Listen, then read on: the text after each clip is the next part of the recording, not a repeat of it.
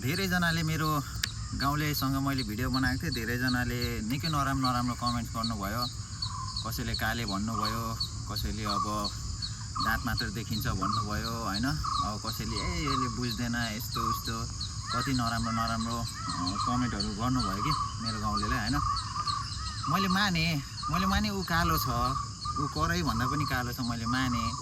ऊ हाँस्दाखेरि दाँत मात्र देखिन्छ, मैले माने हैन। अब सेतो लुगा लगाएर हिँड्यो भने ह्याङ्गरमा सेतो लुगा झुन्डाइरहेको जस्तो देख्छ, मैले माने भन्दैमा त्यस्तो भन्नुपर्छ र हैन। सबैजनाले भन्छ काले ठिकै हो, अनि गलत पनि छ। यहाँ मलाई राम्रो गरेको नराम्रो गरेको होइन